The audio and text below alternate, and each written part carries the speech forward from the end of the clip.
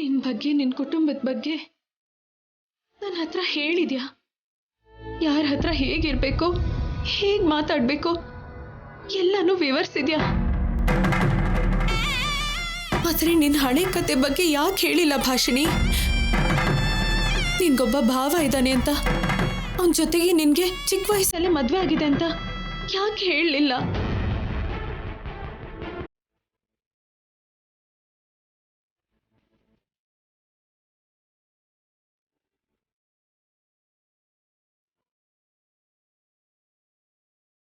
ಯಾವತ್ತೂ ದೂರ ಆಗಿರೋ ಸಂಬಂಧ ಅಲ್ವಾ, ಮರ್ತೋಗಿರ್ತಾನೆ ಅಂತ ಅನ್ಕೊಂಡು ಹೇಳಲಿಲ್ವಾ? ಇಲ್ಲ ನೀನ್ ಹೇಳೋದನ್ನ ಮರ್ತೋದ್ಯಾ? ನಿಂಗ್ ವರುಣ್ ಅಂದ್ರೆ ಇಷ್ಟ ಅಂತ ಮದ್ವೆ ಕೂಡ ಆಗಿದೆ ಅಂತ ಹೇಳಿದ್ರು. ಭಾಷಿಣಿ, ನಾನು ನೀನ್ ಹಾಗೆ ನಟಿಸ್ಬೇಕು ಅಂದ್ರೆ ನನ್ನಿಂದ ಆಗ್ತಾ ಇಲ್ಲ. ಅಯ್ಯೋ, ಹಾಗಂತ ದೂರ ಹೊಟ್ಟೋದ್ರೆ ನಿಮ್ಮ ಮನೆಯವ್ರಿಗೆ ಅನುಮಾನ ಬರುತ್ತೆ. ಹೋಗ್ಲಿ, ಧೈರ್ಯ ಮಾಡಿ ನನ್ನ ಹೆಸರು ಸರ್ಸು ಅಂತ ವಾಗ್ದೇವಿ ಅವ್ರ ಸೊಸೆ ಅಂತ ಹೇಳ್ಬಿಟ್ರೆ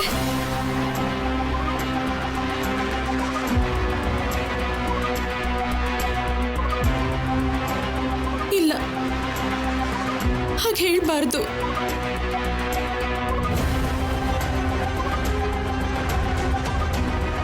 ಮಗಳು ಅಂತ ಇವರೆಲ್ಲ ನನ್ನ ಮೇಲೆ ಎಷ್ಟು ಪ್ರೀತಿ ಬೆಳೆಸ್ಕೊಂಡ್ ಬಿಟ್ಟಿದ್ದಾರೆ. ಈಗ ಅದೆಲ್ಲ ಸುಳ್ಳು ಅಂತಂದ್ರೆ ಅವ್ರು ಸಹಿಸ್ಕೊಳ್ಳೋದಿಲ್ಲ. ಅಪ್ಪನ ಆರೋಗ್ಯ ಪರಿಸ್ಥಿತಿ ಗೊತ್ತಿದ್ದು ಕೂಡ ನಾನು ಇಂಥ ಕೆಲಸ ಮಾಡಬಾರ್ದು.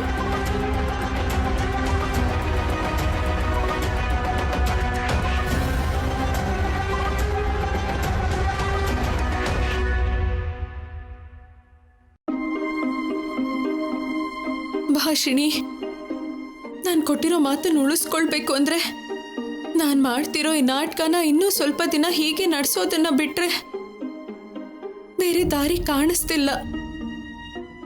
ಅಲ್ಲಿ ಇಲ್ಲಿ ನಟಿಸ್ಬೇಕು ಅಂದ್ರೆ ಸ್ವಲ್ಪ ದಿನಾನೇ ಅನ್ಕೊಂಡಿದ್ದೆ, ಆದ್ರೆ ಇಷ್ಟು ಸಮಸ್ಯೆ ಬರುತ್ತೆ ಅನ್ಕೊಂಡಿರ್ಲಿಲ್ಲ.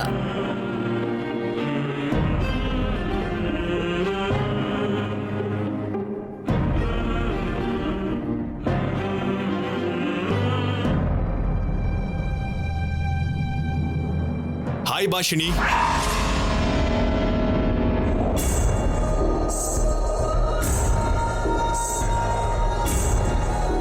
ನಾನು ತುಂಬಾ ಎಕ್ಸ್ಪೆಕ್ಟ್ ಮಾಡಿ ಬಂದ್ರೆ ನೀನ್ ಯಾಕೆ ಹೀಗೆ ಫ್ಲಾಪ್ ಮಾಡ್ತಾ ಇದೀಯಾ?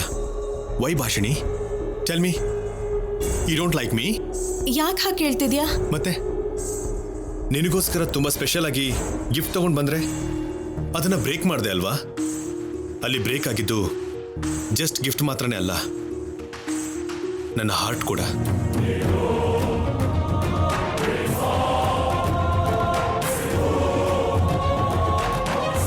ಹೇ, ಜಸ್ಟ್ ಕಿಡಿಂಗ್ ಅಷ್ಟೇ. ಐ ಆಮ್ ಸಾರಿ ವರುಣ್, ಏನೋ ಅನ್ಎಕ್ಸ್ಪೆಕ್ಟೆಡ್ ಆಗಿ ಹಾಗಾಗೋಯ್ತು. Hey, no problem Bhashini. Wife and ಹಸ್ಬೆಂಡ್ಗೆ ಲವ್ನ ಎಕ್ಸ್ಪೆಕ್ಟ್ ಮಾಡಬೇಕೆ ಹೊರತು ಹೀಗೆ ಸಾರಿ ಕೇಳೋದಲ್ಲ. ಓಕೆ? ನಿನ್ನ ಸ್ಮೈಲ್, ನಿನ್ನ ಐಸ್, ನಿನ್ನ ಬ್ಯೂಟಿ ಇದೆ ನನ್ನ US ನಿಂದ ಡಿಲೇ ಮಾಡ್ದೇನೆ ಎಳ್ಕೊಂಡು ಬಂತು ಇಲ್ಲಿಗೆ. ಏಯ್ ಕಮಾನ್ ಭಾಷಿಣಿ, ಏನಾಯ್ತು ನಿನಗೆ? ನಾನು ನಿನಗೋಸ್ಕರ ಬಂದ್ರೆ ನೀನ್ ಯಾಕೆ ಸೈಲೆಂಟ್ ಆಗಿದೀಯಾ? ನಾನಂದ್ರೆ ಕೋಪನಾ? ನೋ ವರುಣ್, ಹಾಗೇನೂ ಇಲ್ಲ. ಅದು ನೀನ್ ಹೀಗೆ ಸಡನ್ ಆಗಿ ಬರ್ತೀಯ ಅಂತ ನಾನು ಎಕ್ಸ್ಪೆಕ್ಟ್ ಮಾಡಿರ್ಲಿಲ್ಲ. ಏನ್ ಮಾಡೋದು ಭಾಷಿಣಿ? ನಿನ್ನ ಡೈರೆಕ್ಟ್ ಆಗಿ ನೋಡ್ಬೇಕು ಅಂತ, ನಿನ್ನ ಹತ್ರ ಈಗ ಫೇಸ್ ಟು ಫೇಸ್ ಮಾತಾಡ್ಬೇಕು ಅಂತ ಎಷ್ಟು ದಿನಗಳಿಂದ ವೇಟ್ ಮಾಡ್ತಾ ಇದ್ದೀನಿ ಗೊತ್ತಾ? ನನ್ನ ಮಾಮ್ಗೆ ಭಯಪಟ್ಟು ಸುಮ್ಮನೆ ಇದನ್ನೇ ಹೊರತು ನಿನಗೆ ದೂರ ಆಗ್ಬೇಕು ಅಂತ ನನ್ನ ಕನಸಿನಲ್ಲಿ ಕೂಡ ಅನ್ಕೊಂಡಿರ್ಲಿಲ್ಲ. ಏಜ್ ಜೊತೆಗೆ ನಿನ್ನ ಮೇಲೆ ಪ್ರೀತಿ ಇನ್ನೂ ಜಾಸ್ತಿ ಆಗ್ತಾ ಇದೆ ಹೊರತು ಯಾವತ್ತೂ ಕಡಿಮೆ ಆಗಲಿಲ್ಲ. I love you, Bhashini. I love you so much.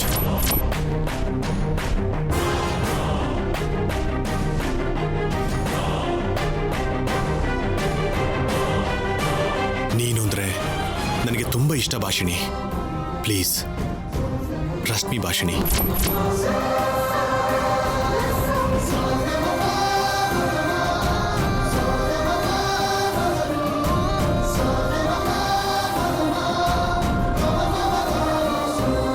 ಆಯ್ತು, ಓಕೆ ಭಾಷಿಣಿ, ನಿನಗೆ ಕಂಫರ್ಟಬಲ್ ಆದ್ಮೇಲೆ ನನ್ನ ಜೊತೆ ಮಾತಾಡು. ಸರಿ ಬಾ, ಎಲ್ರೂ ಸೇರಿ ಊಟ ಮಾಡೋಣ ಅಂತ ಅತ್ತೆ ಹೇಳ್ತಾ ಇದ್ರು. ಬಾ. ನೀನ್ ಹೋಗು ವರುಣ್, ನಾನು ಆಮೇಲೆ ಬರ್ತೀನಿ. ಇಟ್ಸ್ ಓಕೆ, ಬೇಗ ಬಂದ್ಬಿಡು. ನಾನು ಭಾಷಿಣಿ ಅಲ್ಲ ಅನ್ನೋ ನಿಜನ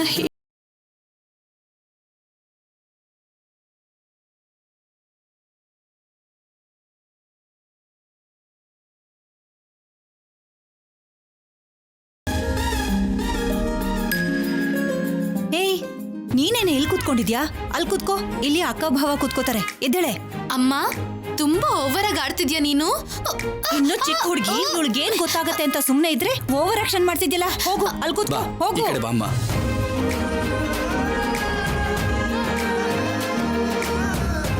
ಬಾ ವರುಣ್, ಬಾ ಕೂತ್ಕೋ. ಭಾಷಿಣಿ ಎಲ್ಲಿ? ಬರ್ತಾಳೆ ಆಂಟಿ. ಹಾ, ಕೂತ್ಕೋ.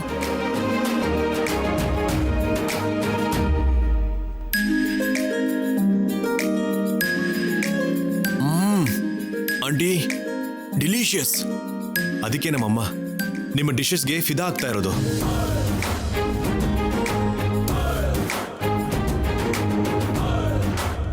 ತಗೋ ಭಾಷಿಣಿ, ತುಂಬಾ ಚೆನ್ನಾಗಿದೆ.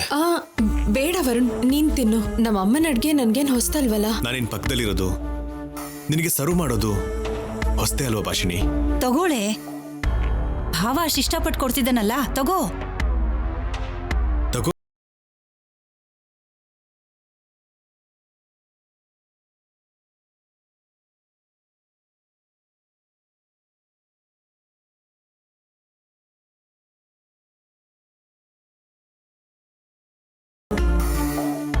ವರುಣ್, ಭಾಷಿಣಿ ಜೊತೆ ಮದ್ವೆ ಬಗ್ಗೆ ನಿಮ್ಮ ಅಪ್ಪ ಅಮ್ಮನ ಅಭಿಪ್ರಾಯ ಏನು? ನಾನು ಹೇಳೋದಲ್ಲ ಆಂಟಿ, ಎಲ್ಲ ವಿಷಯನೂ ಮಾಮ ಹತ್ರನೇ ಹೇಳಿಸ್ತೀನಿ. Just 1 minute.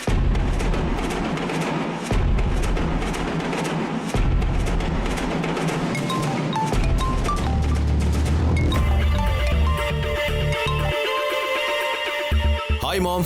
ಹಾಯ್ ವರುಣ್. ಅತ್ತೆ ಮಾವ ನಿನ್ನ ಹತ್ರ ಮಾತಾಡ್ಬೇಕು ಅಂತಿದ್ದಾರೆ, ಅದಕ್ಕೆ ಕಾಲ್ ಮಾಡಿದೆ. ಹೌದಾ? ಎಲ್ಲಿ ಒಂದ್ಸತಿ ಕೊಡು. ನಮ್ಮ ಅತ್ತಿಗೆ ಹತ್ರ ಮಾತಾಡ್ಬೇಕು ಅಂತ ತುಂಬಾ ಆಸೆ ಆಗ್ತಿದೆ. ಅದೇ ತಗೊಳ್ಳಿ.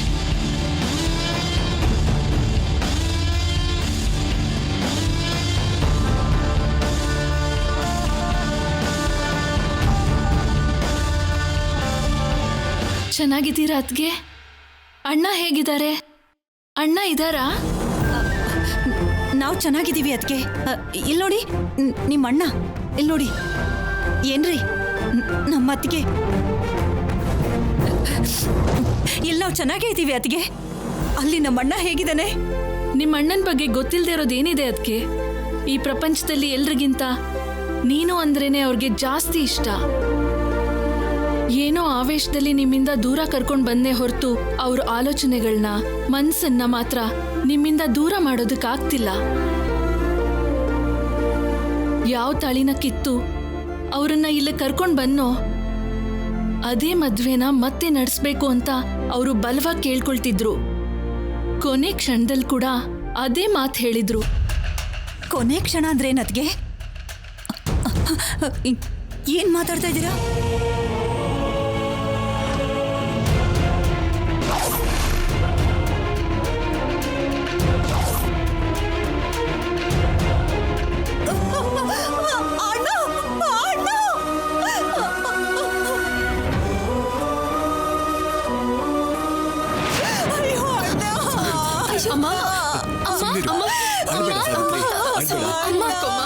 ಅಳ್ಬೇಡ ಅದ್ಕೆ, ಅಳ್ಬೇಡ. ನೀನ್ ಅಳ್ತಾ ಇದ್ರೆ ನನ್ಗೂ ಅಳು ಬರ್ತಿದೆ ಅದ್ಕೆ. ಆಗಿದ್ದೇನೋ ಆಗೋಯ್ತು. ನಿಮ್ಮಣ್ಣ ಹೋಗೋವಾಗ ಕೂಡ ನಮ್ 2 ಕುಟುಂಬಗಳು ಒಂದಾಗ್ಬೇಕು ಅಂತ ಕೇಳ್ಕೊಳ್ತಿದ್ರು. ಏನತ್ಗೆ ಇದು? ಇಷ್ಟು ದಿನ ಈ ವಿಷಯನ ಯಾಕೆ ನನಗೆ ಹೇಳಲಿಲ್ಲ? ನೀವ್ ಯಾವತ್ತೂ ನೋವು ಪಡಬಾರ್ದು ಅಂತ ಅವ್ರು ಕೇಳ್ಕೊಳ್ತಿದ್ರು, ಅದಕ್ಕೆ ಹೇಳಲಿಲ್ಲ ಅತ್ಗೆ. ವರುಣ್ ಅಲ್ಲಿಗೆ ಬಂದಿದ್ದಾದ್ಮೇಲೆ ನಿಧಾನಕ್ಕೆ ಅವನ ಹತ್ರ ನಿಜ ಹೇಳ್ಸೋಣ ಅನ್ಕೊಂಡಿದ್ದೆ. ಆದ್ರೆ ಇವಾಗ ಹೇಳ್ದೆ ಇರೋಕ್ಕಾಗ್ತಿಲ್ಲ. ಅವ್ರ ಕೊನೆ ಆಸೆನ ನೆರವೇರಿಸೋದಕ್ಕೆ, ಭಾಷಿಣಿನ ಮದ್ವೆ ಮಾಡ್ಕೊಳ್ಳೋದಕ್ಕೆ ಅಂತಾನೆ ವರುಣ್ ಅಲ್ಲಿಗೆ ಬಂದಿದ್ದಾನೆ. ಅದಕ್ಕೆ ಆಗಿದ್ದನ್ನ ಮನ್ಸಲ್ಲಿ ಇಟ್ಕೋಬೇಡ. ನಾನ್ ಮಾಡಿರೋ ತಪ್ಪನ್ನ ಕ್ಷಮಿಸಿ ಈ ಮದ್ವೆ ಬಗ್ಗೆ ಯಾವ ಅನುಮಾನನೂ ಇಟ್ಕೋಬೇಡಿ. ಸರಿ ಅತ್ಗೆ, ನಮ್ಮಮ್ಮನ ಕೊನೆ ಆಸೆನೆ ನಮ್ಮಣ್ಣನ ಕೊನೆ ಆಸೆ ಆಯ್ತು. ಎಲ್ರೂ ಇಷ್ಟಪಟ್ಟಿರೋ ಮದ್ವೆನ ನಾನೇ ಅಲ್ಲ, ಯಾರು ಬೇಡ ಅನ್ನಲ್ಲ. ಒಂದ್ಸರಿ ನನ್ ಸೊಸೆನ ತೋರಿಸಿ ಅದ್ಕೆ. ಇವರಿಬ್ರು ಜೋಡಿನ ಯಾರು ಬೇರೆ ಮಾಡಕ್ಕಾಗಲ್ಲ ಅತ್ಗೆ. ಇಲ್ಲೋಡು ಅತ್ಗೆ, ನಿನ್ ಸೊಸೆ ಇಷ್ಟ ಆದ್ಲ ಅತ್ಗೆ? ತುಂಬಾ ಅಂದವಾಗಿದ್ಯಮ್ಮ. ಇಷ್ಟು ಅಂದವಾದ ಸೊಸೆ ನಮ್ಮನೆಗ್ ಬರೋದು ನನ್ನ ಅದೃಷ್ಟ ತಾನೇ. ಮಾಮ್ ಮಾಮ್ ಮಾಮ್, ಇದು ನನ್ನ ಅದೃಷ್ಟನು ಮಾಮ್. ಇಲ್ಲಿವರೆಗೂ ನಿಮ್ಮ ಅದೃಷ್ಟನೇನಾ? ಹೌದು ವರುಣ್, ನಿಂದೇ ಕಣೋ ಆ ಅದೃಷ್ಟ. ಆಸ್ ಅರ್ಲಿ ಆಸ್ ಪಾಸಿಬಲ್ ಇಲ್ಲಿ ನನ್ನ ವರ್ಕ್ಸ್ ಎಲ್ಲಾನು ಫಿನಿಶ್ ಮಾಡ್ಕೊಂಡು ಇಂಡಿಯಾಗ್ ಬರ್ತೀನಿ. ನಿಮ್ಮಿಬ್ಬರಿಗೂ ಮದ್ವೆ ಮಾಡಿ ಇಲ್ಲಿ ಕರ್ಕೊಂಡ್ ಬರ್ತೀನಮ್ಮ. Get ready. ಓಕೆ, ನನಗೆ ಒಂದು ಅರ್ಜೆಂಟ್ ಕಾಲ್ ಇದೆ. I will call back. Okay mom, bye, take care.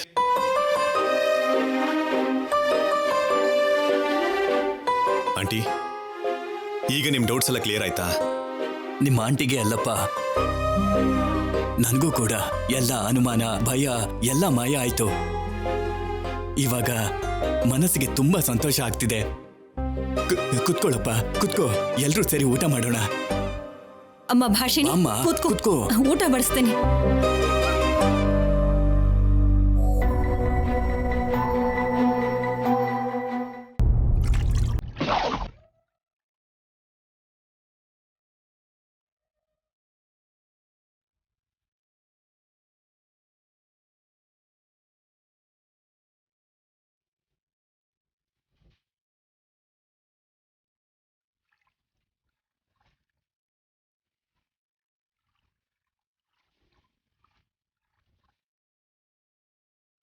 ಈ ಕುಡಿತದಿಂದಾನೇ ರಾಹುಲ್ ಅವ್ರಿಗೆ ಎಲ್ಲ ತೊಂದರೆ ಆಗ್ತಿರೋದು.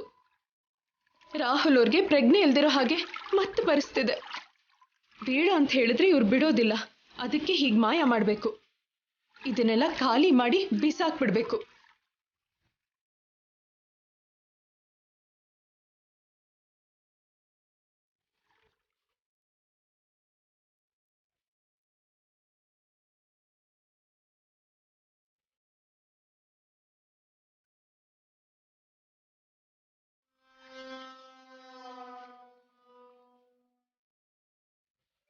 ಏನೇನ್ ಡೈಲ್ಯೂಟ್ ಮಾಡಿ ರಾಹುಲ್ನ ಡೈವರ್ಟ್ ಮಾಡ್ಬೇಕು ಅಂತ ನೋಡ್ತಿದ್ಯಾ ಭಾಷಿಣಿ? ಸರಿಯಾಗಿ ಸಿಕ್ಕಾಕೊಂಡಿದೀಯೆ. ಹೇಗ್ ನಿನಗೆ ಬುದ್ಧಿ ಹೇಳ್ಬೇಕು, ಹೇಗ್ ನಿನ್ನ ಹೊರಗಡೆ ಕಳಿಸ್ಬೇಕು ಅಂತ ನೋಡ್ತಿದ್ರೆ ಸಖತ್ತಾಗಿರೋ ಅವಕಾಶ ಕೊಟ್ಟಿದ್ಯಾ.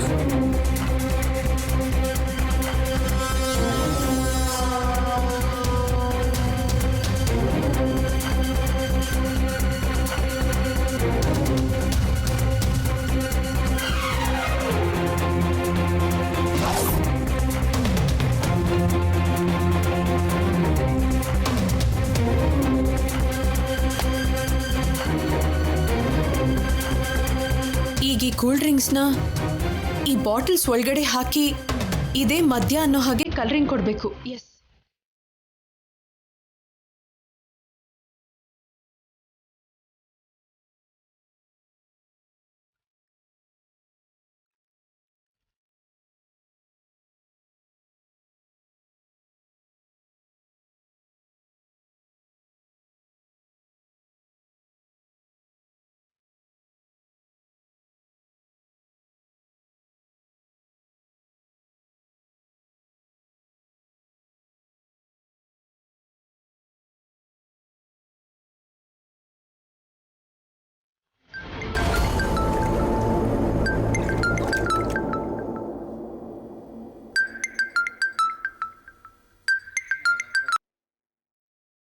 ಹಲೋ ಅಪ್ಪ. ಸರಿಯಪ್ಪ, ನಾನು ಈಗಲೇ ಬರ್ತೀನಿ. ಒಂದ್ ಚಿಕ್ಕ ಕೆಲಸ ಇದೆ, ಅದನ್ನ ಮುಗಿಸ್ಕೊಂಡು ಬೇಗ ಬರ್ತೀನಿ.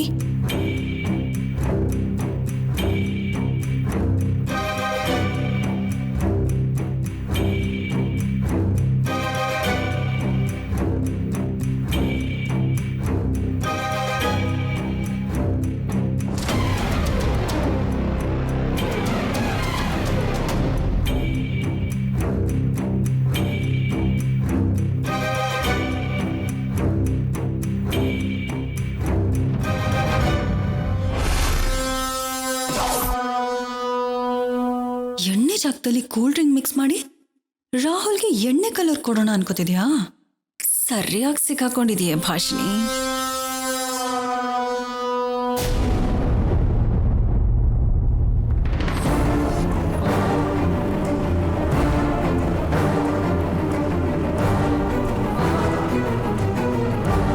ಅಪ್ಪ ಅಪ್ಪ, ಸರಸು, ಹೇಗಿದೆಯಮ್ಮ? ನಿಮ್ಮ ಅತ್ತೆ ಮನೇಲಿ ಹೇಗಿದೆ? ರಾಹುಲ್ ಅರ್ಥ ಮಾಡ್ಕೊಂಡ ಅಥವಾ ಸಮಸ್ಯೆ ಬದಲಾಗಿದಾನ? ಸಮಸ್ಯೆ ಅತ್ತೆ ಮನೇಲಿ ಅಲ್ಲ ಅಪ್ಪ, ಭಾಷಿಣಿ ಮನೇಲಿ. ಭಾಷಿಣಿ ಮನೆಯಲ್ಲ? ಏನಾಯ್ತಮ್ಮ?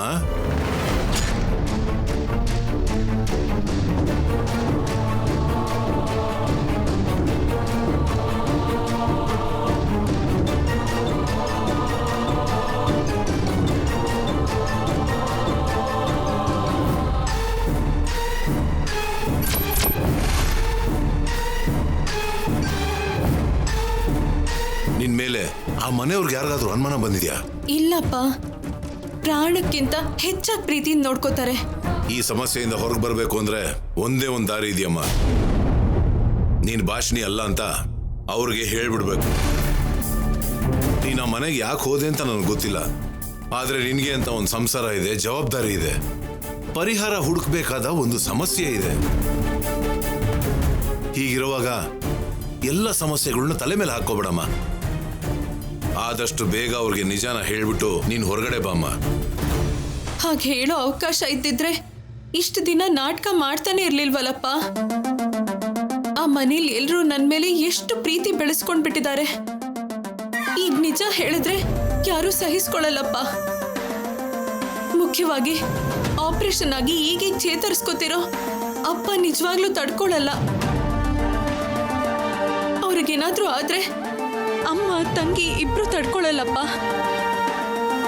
ಅವಳ ಕುಟುಂಬಕ್ಕೆ ಏನು ಆಗದಿರೋ ಹಾಗೆ ನೋಡ್ಕೋತೀನಿ ಅಂತ ಆ ಭಾಷಣಿಗೆ ಮಾತು ಕೊಟ್ಟಿದ್ದೀನಿ.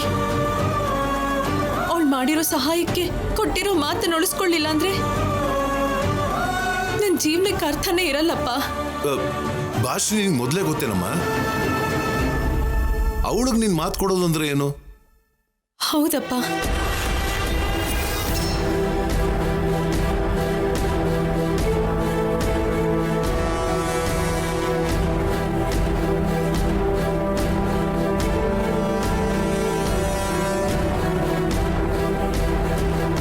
ಇದೇ ಅಪ್ಪ ನಡೆದಿದ್ದು. ಈಗ ಹೇಳಿ, ನಿಜ ಹೇಳು ಅಂತೀರಾ? ಕೊಟ್ಟಿರೋ ಮಾತನ್ ತಪ್ಪು ಅಂತೀರಾ? ಭಾಷಿಣಿಗೆ ನಂಬಿಕೆ ದ್ರೋಹ ಮಾಡು ಅಂತೀರಾ? ಬೇಡಮ್ಮ, ಭಾಷಿಣಿ ನಿನ್ಗೋಸ್ಕರ ಇಷ್ಟೆಲ್ಲ ಮಾಡಿದಲ್ಲ ಅಂತ ಗೊತ್ತಿಲ್ಲದೆ ತಂದೆಯಾಗಿ ನಿನ್ಗೆ ಯಾವ ಸಮಸ್ಯೆನೂ ಬರಬಾರ್ದು ಅಂತ ಹಾಗೆ ಮಾತಾಡ್ದೆ. ಭಾಷಿಣಿ ತರ ನಡ್ಸೋದು ನಿನ್ ಜವಾಬ್ದಾರಿ ಇರಬಹುದು. ಭಾಷಿಣಿ ತರ ಮದ್ವೆ ಆಗೋದು ಅಂದ್ರೆ ನಿನ್ನ ಜೀವನ, ನಿನ್ನ ಭವಿಷ್ಯ ಅಲ್ಲಿವರೆಗೂ ಬರೋದಕ್ಕೆ ಬಿಡಲ್ಲಪ್ಪ. ನಿಜ ಹೇಳ್ದೇನೆ ನಾನು ಈ ಸಮಸ್ಯೆಯಿಂದ ಹೊರಗಡೆ ಬರಬೇಕು. ಈ ಮದ್ವೆಯಿಂದ ತಪ್ಪಿಸ್ಕೋಬೇಕು. ಅದು ಹೇಗೆ ಅಂತ ಗೊತ್ತಾಗ್ತಿಲ್ಲಪ್ಪ. ಏನೇ ಆಗ್ಲಿ, ಈ ಕಡೆ ದಾರಿ ಇಲ್ಲ ಅಂದ್ರೆ ಆ ಕಡೆಯಿಂದ ದಾರಿ ಹುಡುಕ್ಬೇಕಮ್ಮ. ವಾಗ್ದೇವಿನ ಸಾಯಿಸ್ಬೇಕು ಅಂತಿರೋ ಆ ಅಮಾನುಷ ವ್ಯಕ್ತಿ ಬಗ್ಗೆ ಏನಾದ್ರೂ ಗೊತ್ತಾಯ್ತಮ್ಮ? ಇಲ್ಲಪ್ಪ, ಆ ಶತ್ರು ಯಾರು ಅಂತ ನಾನ್ ಕಂಡು ಹಿಡಿಯೋದಕ್ಕಿಂತ ಯಾವುದೋ ಒಂದು ರೀತಿಯಲ್ಲಿ ಅಮ್ಮವ್ರನ್ನೇ ನೇರವಾಗಿ ಕೇಳೋದು ಒಳ್ಳೇದು ಅನಿಸ್ತಿದೆ. ಹುಷಾರಮ್ಮ, ವಾಗ್ದೇವಿಗೆ ಯಾವುದೇ ರೀತಿ ಅನುಮಾನ ಬರ್ದಿರೋ ಹಾಗೆ ನೋಡ್ಕೋ. ಇಲ್ಲಾಂದ್ರೆ ಮತ್ತೆ ಸಮಸ್ಯೆ ಆಗುತ್ತೆ. ಈಗಲೇ ಶತ್ರು ತರ ನೋಡ್ತಿರೋ ವಾಗ್ದೇವಿ ಇನ್ನೂ ಹಾಗೆ ಬೆಳೆಸ್ಕೊಂತಾಳೆ.